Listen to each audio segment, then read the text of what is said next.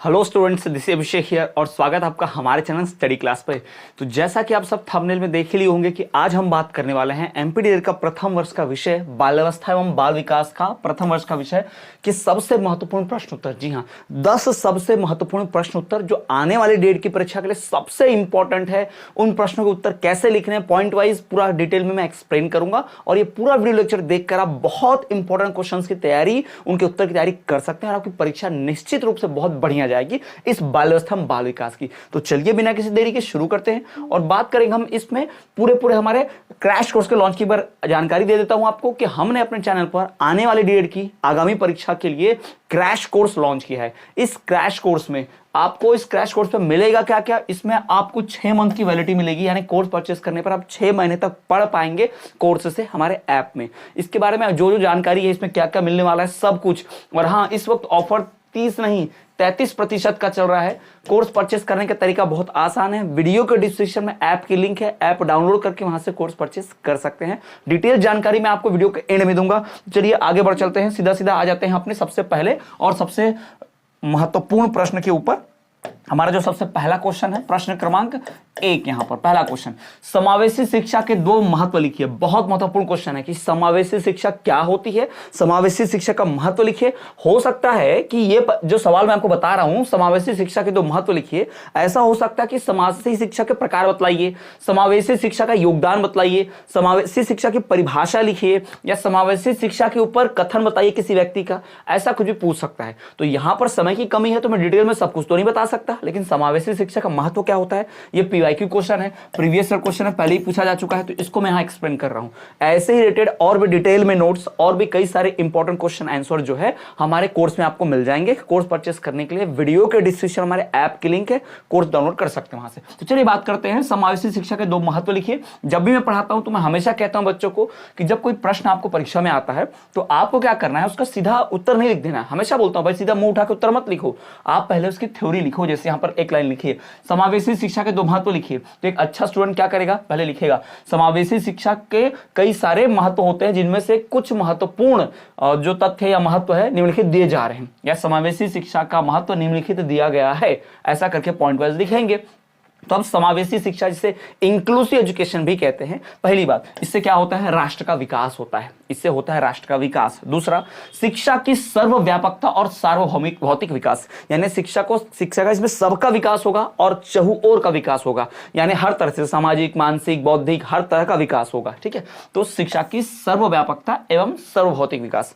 फिर शिक्षा का स्तर बढ़ाना, एजुकेशन का लेवल बढ़ेगा, इससे जो समावेशी शिक्षा होती है इस एजुकेशन का लेवल बढ़ता है, शिक्षा का स्तर बढ़ेगा इसमें। फिर सामाजिक समानता का उपयोग होगा, इसमें समाज में इक्वालिटी, समानता ये आएगी। फिर बालक का व्यक्तिगत जीवन एवं उनका विकास होगा, बालक की जो पर्सनल लाइफ है, उसका जो व्यक्तिगत जीवन है उसका भी विकास होगा, उसका भी डेवलपमेंट होगा। तो ये सब जो आप देख पा रहे हैं ये फायदे हैं, महत्व हैं किसके, समावेशी शिक्षा के। इससे संबंधित और भी प्रश्न हमारे कोर्स में आपको मिल जाएंगे। चलिए आगे बढ़े, नेक्स्ट क्वेश्चन, अगला प्रश्न क्रमांक 2, क्वेश्चन नंबर 2 देखिए, वृतांत अभिलेख या घटना वृत्त पत्र, जिसे एनेक्डोटल रिकॉर्ड भी कहते हैं। तो ये एनेक्डोटल रिकॉर्ड या वृतांत अभिलेख या फिर जिसे घटना वृत्त प्रपत्र भी कहते हैं, इस पर एक टिप्पणी लिखिए, इस पर एक शॉर्ट नोट जैसा लिखिए, इसके बारे में बताइए कि आखिर ये है क्या, कैसे काम करता, वगैरह वगैरह। तो ये आप देखेंगे वृतांत अभिलेख यानी कि एनेक्डोटल रिकॉर्ड, ये होता क्या है, कैसे इसके बारे में बात करें, थोड़ा सा डिटेल में समझ लेते हैं। तो पहली बात तो भाई याद रखिएगा कि टीचर क्या करता है, जब स्टूडेंट्स का रिकॉर्ड रखता है, टीचर छात्रों के बारे में जानकारी को इकट्ठा करके रखता है, पोर्टफोलियो जैसा कुछ, तो शिक्षक छात्र से संबंधित महत्वपूर्ण घटनाओं का संक्षिप्त विवरण लिखता रहता है। ठीक है, अपने डायरी में, किताब में, कहीं भी नोट करता रहेगा वो। तो स्टूडेंट के बारे में जो महत्वपूर्ण घटनाएं हुई हैं उसका रिकॉर्ड, लेखा जोखा जो रहता है, ठीक है, इन्हीं घटनाओं को एक साथ मिलाकर एकदम पूरा कलेक्शन, यानी एक स्टूडेंट ने साल भर में ऐसे ऐसे मेन काम किए, उसके साथ ये मेन घटनाएं हुई, तो इसी को बोला जाएगा वृतांत अभिलेख, या फिर इसको बोलेंगे एनेक्डोटल रिकॉर्ड या घटना वृत्त प्रपत्र भी इसको बोलते हैं। ठीक है, इस प्रकार की जितनी भी घटनाएं होती हैं, उनके संकलन को ही वृतांत अभिलेख या घटना वृत्त प्रपत्र कहते हैं। जैसे मैंने बताया आपको, एक स्टूडेंट के साथ कौन कौन सी मेन घटनाएं हुई हैं, पास होना, फेल होना, फर्स्ट रैंक आना, पिछड़ जाना, मारपीट होना, क्लास में लगातार प्रगति दिखाना पढ़ाई में, ये सब मेन घटनाएं हैं। इनको एक साथ लिखना, नोट करना, इसकी को पूरा क्या बोला जाता है, वृतांत अभिलेख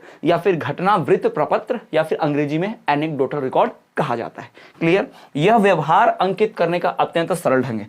इससे जो है बच्चे का व्यवहार नोट किया जा सकता है। बच्चे के व्यवहार के बारे में जानना, उसको नोट करना, ये सबसे बेहतर तरीका है, सबसे सरल सिंपल वे है बच्चे के जो आप कह सकते हो हाव भाव प्रदर्शन या बच्चे के व्यवहार के बारे में नोट करना। ठीक है, तो इससे टीचर को ये सारी चीजें पता चल जाती है। क्लियर? तो ये हो गया एनेक्डोटल रिकॉर्ड। ये बहुत बड़ा पीवाईक्यू है, बार बार डीएलएड की परीक्षा में पूछा जाता है। न सिर्फ मध्य प्रदेश डीएलएड बल्कि हरियाणा डीएलएड और अन्य राज्यों के डीएलएड, जब भी डीएलएड के बारे में बात होती है तो एनेक्डोटल रिकॉर्ड ये परीक्षा में पूछा जाता है। ये बाल्यावस्था बाल विकास के सबसे महत्वपूर्ण प्रश्नों में से एक है।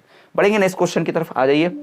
अगला सवाल है प्रश्न क्रमांक 3, थर्ड नंबर का क्वेश्चन। देखिए, गामक विकास की विशेषताएं बताइए। भाई गामक विकास की विशेषता क्या होती है? अब गामक विकास क्या है, गामक विकास में क्या क्या प्रकार होते हैं, कैसे हासिल होता है, इसमें महत्वपूर्ण घटनाएं क्या हैं, ये और भी डिटेल क्वेश्चंस आपको जानना है, कोर्स में मिल जाएंगे। ठीक है, तो अभी जैसे मैंने यहाँ पर सवाल देखो, गामक विकास की विशेषताएं लिखी, तो गामक विकास की विशेषताएं निम्न प्रकार से, देखो यहाँ पर थ्योरी लिखी गई है। तो आपको भी हमेशा ऐसा करना परीक्षा में, अगर आप चाहते हो पूरे में से पूरे नंबर मिले, बढ़िया से आपको अच्छे अच्छे मार्क्स मिले, तो आपको क्या करना पड़ेगा, ऐसे थ्योरी लिख लेनी एक लाइन की। ठीक है, तो देखो लिखा गया गामक विकास की विशेषताएं निम्न प्रकार से हैं, या गामक विकास की विशेषताएं निम्नलिखित दी जा रही हैं। ऐसा कुछ लिखने के बाद नंबर 1, निश्चित क्रम एवं क्रमबद्धता। इसका एक फिक्स सीक्वेंस होता है, पैटर्न होता है। ठीक है, एक निश्चित क्रम में गामक विकास होते रहता है, यानी पहले पैरों का विकास, फिर हाथों का विकास, पैर पे पहले खड़े होने का विकास, फिर पैर से चलने का, फिर पैर से दौड़ने का, फिर कूदने का, यानी बारी बारी से क्रमबद्ध में होगा, सीक्वेंस रहेगा। ठीक है, ऐसा नहीं कि बच्चा दौड़ना पहले सीख जाए चलना बाद में सीखे, हो ही नहीं सकता है ना।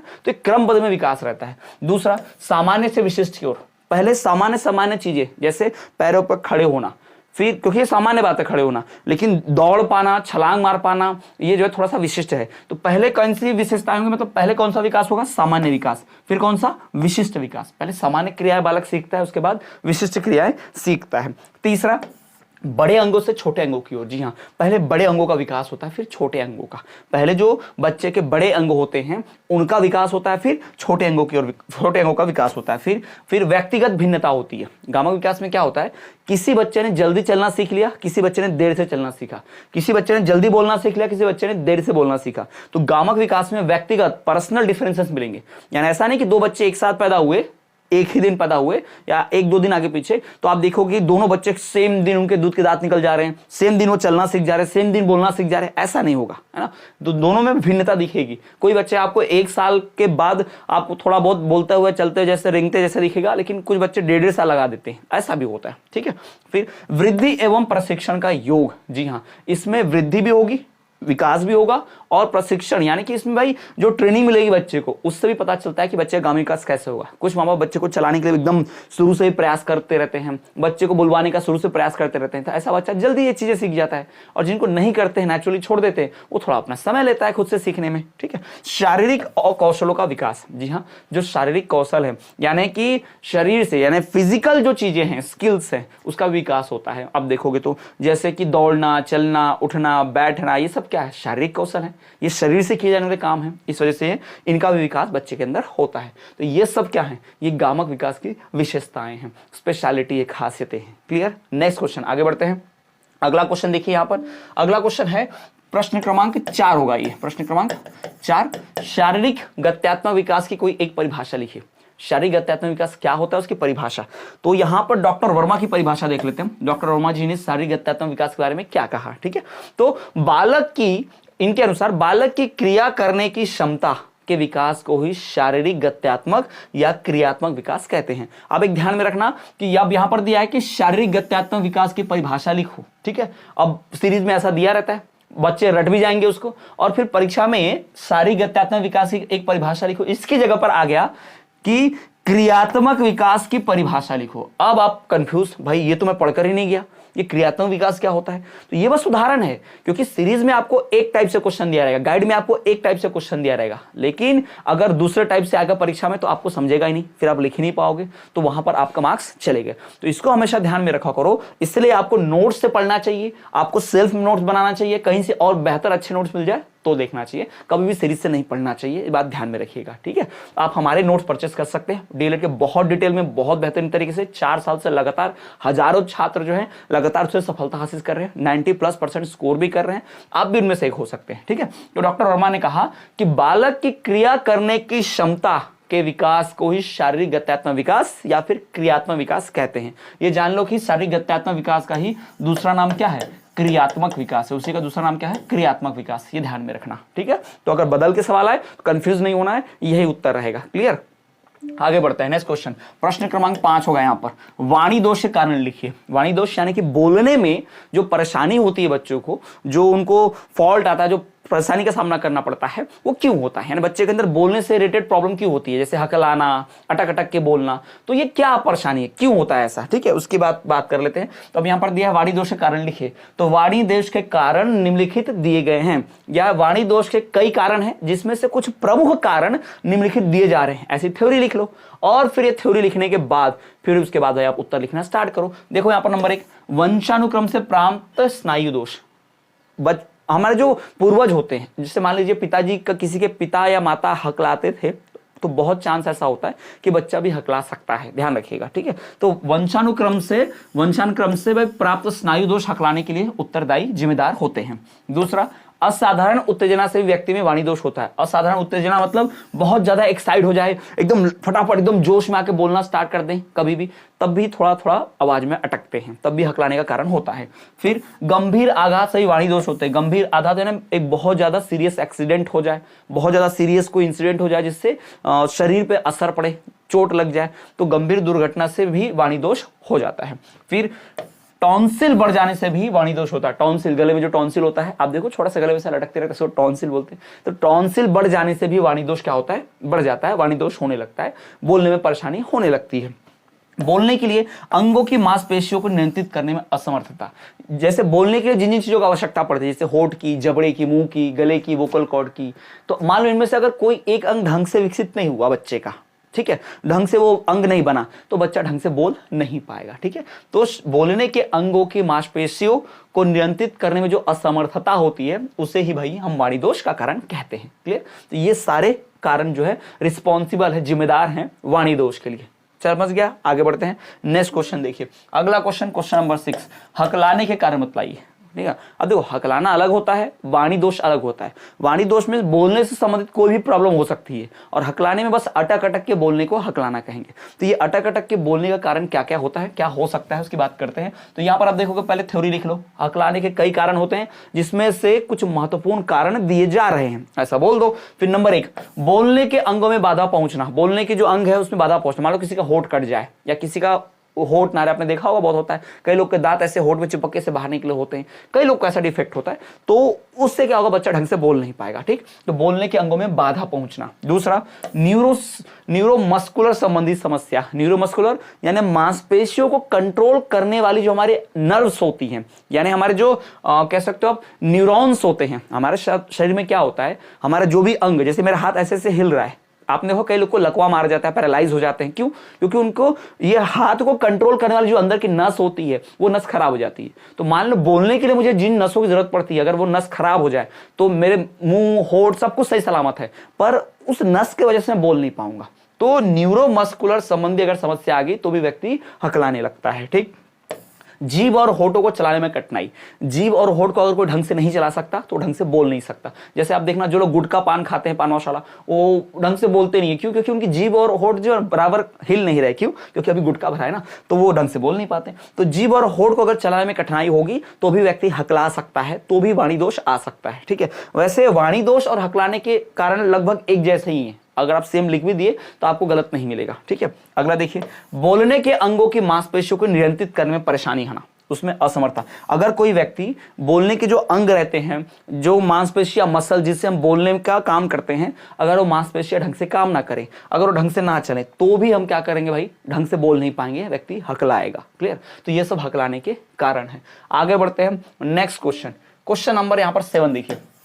7 क्वेश्चन नंबर 7 क्या है, परिवार की परिभाषा दीजिए तथा परिवार के प्रमुख कार्य बतलाइए। ये जो फैमिली, जो परिवार होता है, किसे परिवार कहते हैं, परिवार की परिभाषा, और परिवार के प्रमुख कार्य बतलाइए। हो सकता है परिवार के जो प्रकार होते हैं, संयुक्त परिवार, एकल परिवार, ऐसा आपको क्वेश्चन आ जाए।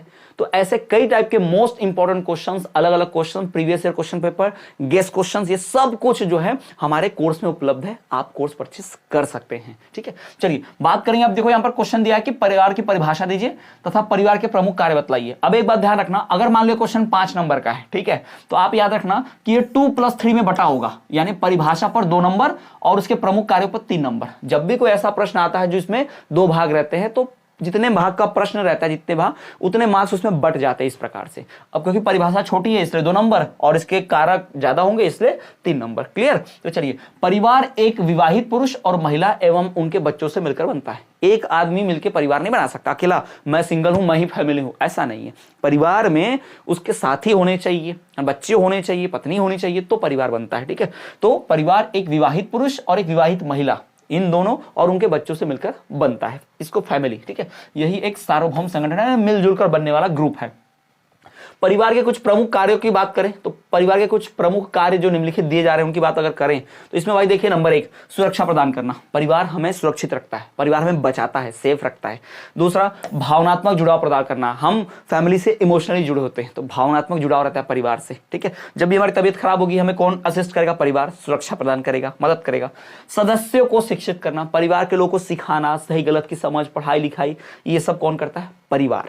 फिर आर्थिक सुरक्षा प्रदान करना, जी हाँ, हमारे पैसे की मदद करना, हमारी जरूरतें पूरी करना, कौन करता है? परिवार।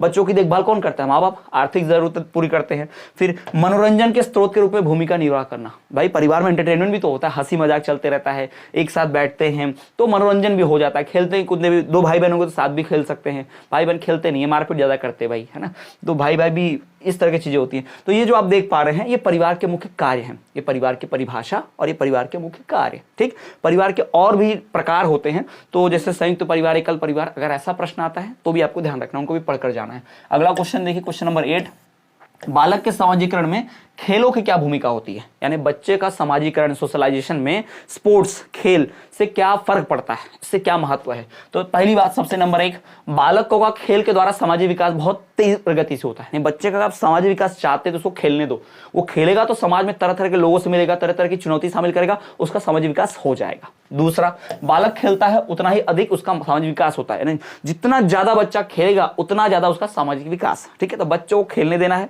खेलने देने से रोकना नहीं है। बहुत सारे माँ बाप ऐसे होते हैं बच्चे को दिन रात पढ़ाई पर या कहीं चोट ना लग जाए इस डर से घर में रखते हैं, खेलने नहीं देते, पर यह गलत है। बच्चे को खेलने दीजिए, बालक जितना अधिक खेलेगा उतना ज्यादा उसका सामाजिक विकास होगा। तीसरा, फिर खेल के माध्यम से बालकों में अनेक गुण आ जाते हैं, वो कई गुणों को सीखता है, जैसे कभी ना हार न मारना, या हार हो गई तो ज्यादा निराश नहीं होना, या जीत की खुशी, या सबके साथ मिलकर खेल को जीतना, तो ये सहयोग की भावना है ना, तो सहयोग की भावना, सहानुभूति, सहनशीलता, ये सब चीजें आ जाती हैं खेल खेलने से। तो ये सारे फीलिंग्स, इमोशन बच्चा सीख जाता है खेल खेलने से, याद रखिएगा। ठीक है, फिर इन्हें इससे उनमें समाज के साथ अनुरूपता स्थापित करने में सहायता मिलती है, और वो धीरे धीरे समाज को समझता है कि हारने पे लोग चिढ़ाते हैं, जीत जाने पे लोग तारीफ भी करते हैं, तो वो इस तरह की हरकतें समझ पाता है कि समाज के लोग ऐसे ही हैं, समाज के लोग ये सब करते हैं, ये उसको समझ में आ जाता है। क्लियर? तो ये सब जो है खेल की भूमिका है, ये सब खेल से होता है। अब यहाँ पर पॉइंट क्या है, मतलब क्वेश्चन देखो, बालक के समाजीकरण में खेल की भूमिका क्या है, तो आप यहाँ थ्योरी लिख सकते थे, बालक के समाजीकरण में खेलों की महत्वपूर्ण भूमिका होती है। कुछ महत्वपूर्ण जो भूमिका है खेल की वो निम्नलिखित दी जा रही है। ऐसा 2 लाइन का 2.5 लाइन का थ्योरी बना लो, फिर पॉइंट लिखो, फिर देखो फुल में से फुल मार्क्स मिलेंगे। ठीक, चलिए नेक्स्ट क्वेश्चन देखिए।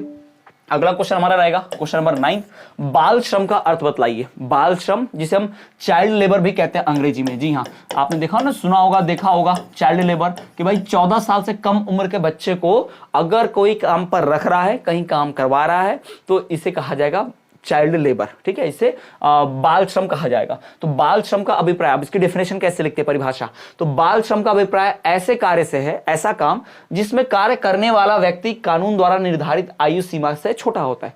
कानून ने, मतलब लॉ के हिसाब से, संविधान के हिसाब से ऐसा नियम है कि हमारे यहाँ 14 साल से कम उम्र का कोई भी व्यक्ति अगर काम कर रहा है तो इन द सेंस ये गलत है, ये कानूनन जुर्म है, वो काम करेगा भी नहीं और जो काम उसे करवाएगा वो जेल में जाएगा, ऐसा भी नहीं है हमारे यहाँ। तो जो आयु निर्धारित की गई है काम करने के लिए 14 साल। अब ये मत बोलना घर में मम्मी मैं बाल श्रम नहीं करूंगा, ये नहीं करूंगा, भाई वो घर वालों का काम है, ठीक है, वो तो घर वाले बोलेंगे ही, ठीक है। खैर आप तो 14 साल से बड़े हो गए, आप तो वो भी नहीं बोल सकते, करना ही पड़ जाएगा, ठीक। तो और इसको सिंपल भाषा में बोले, सामान्य अर्थों में, तो बच्चे जो 14 वर्ष से कम आयु के हैं उनसे उनका बचपन, खेलकूद तथा शिक्षा का अधिकार छीनकर उन्हें काम में लगाना, उनका शोषण करना, उन्हें काम में लगाकर शारीरिक, मानसिक एवं सामाजिक रूप से प्रताड़ित करना, इसमें कम परिश्रमिक में काम करवाकर कम पैसे में कम सैलरी में ज्यादा काम करवाना, उनके बचपन को श्रमिक रूप में बदलना ही बाल श्रम है। आप देखोगे ना, छोटे बच्चों को कम सैलरी में झाड़ू पोछे के लिए रख लेते, चाय की टपरी पर वो ग्लास धोने के लिए रख लेते। पर इसमें एक और पहलू भी है कि आप देखोगे कि वो बच्चा हो सकता है अपने खर्चे निकालने के लिए या परिवार की मदद करने के लिए थोड़ा समय बिता रहा हो, ऐसा है ना, थोड़े बहुत एक्स्ट्रा कमाई करने के लिए, तो इसका एक और स्वरूप भी है। पर अगर परमानेंट काम करवा रहे और इस तरह की चीजें कर रहे हैं तो ये गलत है, ये नहीं होनी चाहिए। क्लियर है? ठीक, चलिए नेक्स्ट आगे बढ़े। क्वेश्चन नंबर 10, ये हमारा 10वां प्रश्न है, बहुत महत्वपूर्ण। एकल परिवार से क्या अभिप्राय है? एकल परिवार क्या होता है? ठीक है, तो एकल परिवार एक ऐसा समूह है जिसमें पति पत्नी और उनके अविवाहित बच्चे एक साथ रहते हैं, यानी हस्बैंड वाइफ और उनके बच्चे। बच्चों की अभी तक शादी नहीं हुई है तो इसको बोला जाएगा एकल परिवार। पर बच्चों की शादी हो जाती है और उनके बच्चे हो जाते हैं तो वो फिर संयुक्त परिवार हो जाएगा, ठीक है। ज्वाइंट फैमिली है ना, सिंगल फैमिली आपको पता होगा। तो एकल परिवार किसे कहते हैं? जिसमें विवाहित पति पत्नी पुरुष रहेंगे, ठीक है, पुरुष स्त्री दोनों रहेंगे भाई, और माता पिता और उनके बच्चे होंगे, और वो बच्चे अविवाहित होंगे, ठीक है, तब जाके बनेगा एकल परिवार। पर अगर उन बच्चों की शादी हो जाती है और वो भी अपने माता पिता के साथ फिर भी रह रहे हैं और बच्चों के बच्चे हो जा रहे हैं, तो अब इस पूरे फैमिली को क्या बोलेंगे भाई? दादाजी हो गए, पिताजी हो गए, बच्चे हो गए, तो क्या होगा? ये हो गए जॉइंट फैमिली। और हमारे गाँव में अक्सर ऐसा देखने मिलता है, लेकिन शहरों में, कस्बों में आपको अधिकतर एकल परिवार ही देखने मिलेगा, क्योंकि बच्चे जैसे ही शादी करते हैं, जॉब के लिए कहीं और चले जाते हैं, फिर वो आप वहां फ्लैट या घर लेके अपना परिवार अलग बना लेते हैं, बच्चों की पढ़ाई वगैरह सब कुछ रहता है। तो एकल परिवार अधिकतर शहरों घर में देखने मिलता है, ठीक। इस परिवार के सभी सदस्यों का अस्तित्व लगभग एक समान ही रहता है, मतलब इस परिवार के सबकी वैल्यू लगभग इक्वल रहती है। इसमें पिता अपने सभी दायित्वों का निर्वाह करके जिम्मेदारी से करते हैं। पिता बच्चों की पढ़ाई लिखाई, परिवार, हेल्थ, ये सब चीज का ध्यान रखते हैं। और आर्थिक प्रबंधन में माता पिता की भूमिका ही समान रहती है, यानी जो पैसे की जरूरत पूरी करनी है, आर्थिक समानता लानी है, आर्थिक जरूरतें पूरी करनी है, वो कौन करेगा? इसमें पिता जो है काम करते रहते हैं, माता घर संभालती है, पिता काम करते हैं और बच्चों को सारी सुविधाएं दे दी जाती हैं।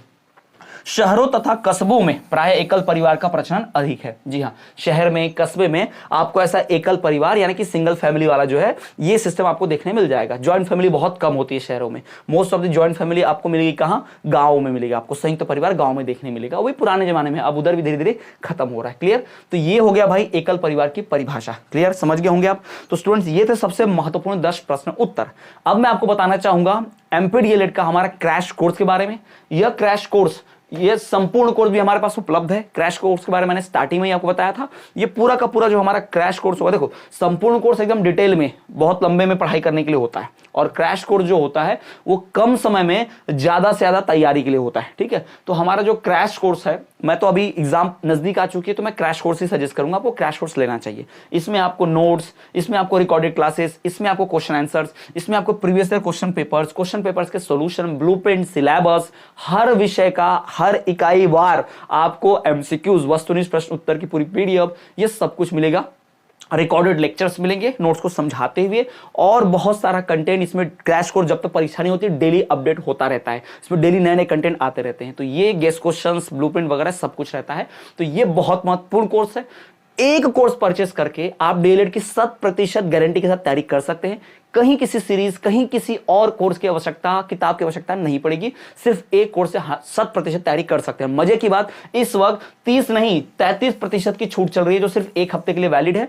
इस एक हफ्ते में जो कोर्स परचेस कर लेंगे, उसके बाद परीक्षा नजदीक आ जाएगी तो वो कोर्स भी बंद हो जाएगा। ध्यान रखेंगे, कोर्स मतलब 30% ऑफ बंद हो जाएगा, जो 33% ऑफ अभी चल रहा है, ठीक है। तो 33% छूट के साथ कोर्स परचेस कर सकते हैं। कोर्स परचेस कैसे करना है? इस वीडियो के डिस्क्रिप्शन में हमारे ऐप की लिंक है, ऐप डाउनलोड करेंगे और वहां से कोर्स परचेस परचेस कर लेंगे। जो भी आपको कोर्स चाहिए होगा आप कोर्सेस में जाके, याद रखिएगा आपको किसी कूपन कोड की जरूरत नहीं है, क्योंकि आपको अभी 33% ऑफ चल रहा है, तो बिना कूपन कोड लगाए कोर्स परचेस कर सकते हैं। तो चलिए स्टूडेंट्स, मिलेंगे आपसे अगले वीडियो में, लेकिन हाँ उससे पहले आपको हमारी प्लेलिस्ट चेक कर लेनी है, जिसमें आपको कई प्रकार के वीडियोस मिलेंगे आपकी परीक्षा की तैयारी के लिए। साथ ही साथ आप यदि हमारे चैनल पर पहली बार आए हैं, अभी तक सब्सक्राइब नहीं किया है, तो सब्सक्राइब करके बेल नोटिफिकेशन ऑल पर रख दो, क्योंकि परीक्षा संबंधित जो भी जानकारी, एडमिट कार्ड, परीक्षा केंद्र, परीक्षा के शेड्यूल में चेंज, कुछ भी जानकारी होती है तो सबसे पहले मैं यहां पर इंफॉर्मेशन दे देता हूं। तो चैनल पर सब्सक्राइब करके बेल नोटिफिकेशन ऑल पर रखना, तभी नोटिफिकेशन मिलेगी वीडियोस की। तो चलिए मिलेंगे आपसे अगले वीडियो में, तब तक के लिए देखते रहिए हमारा चैनल स्टडी क्लास।